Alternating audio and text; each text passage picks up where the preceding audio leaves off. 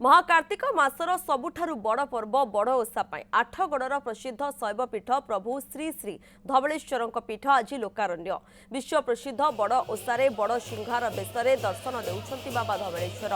रात्र 3टारे पहड़ खोल जाए समस्त प्रकार नीतिकांति सरिबा परे साधारण दर्शन पाई द्वार फिटा जाइतिला। हजार हजार श्रद्धालु दर्शन पाई भिड़ जमाइथिबा बेले शृंखलित भावे दर्शन चलिছে।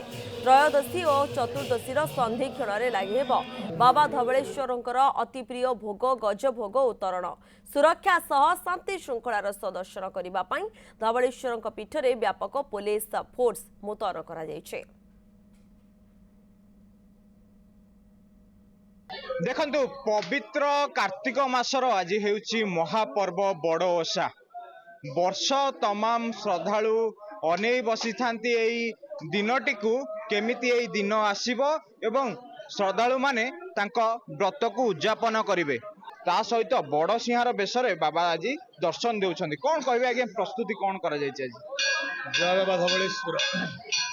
जय बाबा धवलेश्वर। आज होची पवित्र पीठरे अति पवित्र दिन जे होची बड़ ओषा। ए बड़ ओषा लगी धवलेश्वर पीठर हजार हजार भक्तों समागम घटता है। आज से दिन में परिसमाप्ति घटुची बड़ मंडा एवं गज मंडा तैयारी करा जिवो। जो पीठरे लक्षाधिक भक्तों समागम घटी ये मंडा को पाइबा पर सानिध्य लाभ करथांती। आज भोर 3टा सुधा समस्त नीतिकांति समापन कराइतिला। प्रथम पहड़ खोल जाए आरती मंगला आरती प्रभु को सुभाषित स्नान करा जायतिला। स्नान पर आज घृत स्नान प्रभु होइचंती। घृतर अभिषेक करा महाप्रभु को। घृत अभिषेक पर प्रभु को पुनर्बार स्नान करागला। पुनर्बार स्नान पर प्रभु को आज अति सुंदर दुर्लभ वेश जो बड़ सिंहार बेसर प्रभु दर्शन दौरान अति दुर्लभ वेश दर्शन दौरान। जो दर्शन कोटि जन्मर पुण्य फल मिलवा सहित ये दर्शन कले आपणकर मनस्कामना पूर्ण होता है। पवित्र बड़ ओषारे प्रभु धवलेश्वर जो बड़ सिंहार बेश देखी आमे बहुत शांति ए बेश को देखा आम वर्ष जाक अपेक्षा करें। कौ दिन बड़ ओषा आसो ता पूर्व दिन राति आसी आम प्रत्येक वर्ष ये आसू राति आसी भजन कीर्तन करूँ और सकाळु स्नान करी महामंत्र जप करूँ एवं प्रभु को बेश देखीदे मन में बहुत शांति हो जाए। आम बहुत खुशी होता। प्रतिवर्ष आम बड़ ओषारे संकीर्तन मंडली कटक भगतपुर ग्राम आम आसु था आठी कीर्तन करला जहाँ आम अनुभव करुचे परम शांति लगुच।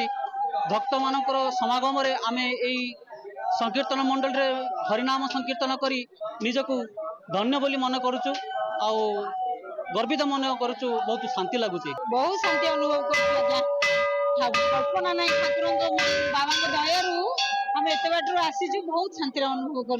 धन्यवाद।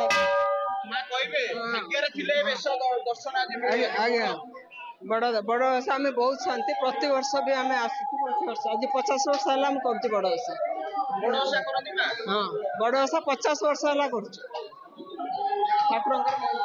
निश्चित भाव में शुणुले अहो भाग्य से भक्तटीर आज जी पवित्र बड़ ओषारे बाबा धवलेश्वर दर्शन लाभ करिछि एवं बाबा धवलेश्वर पीठरे रही व्रत उद्यापन करने सहित गजबंडा एवं तरण पाई निज निजर व्रत उद्यापन करिथांती। आठगड़ धवलेश्वर पीठरू विरूपाक्ष प्रधान न्यूज 7।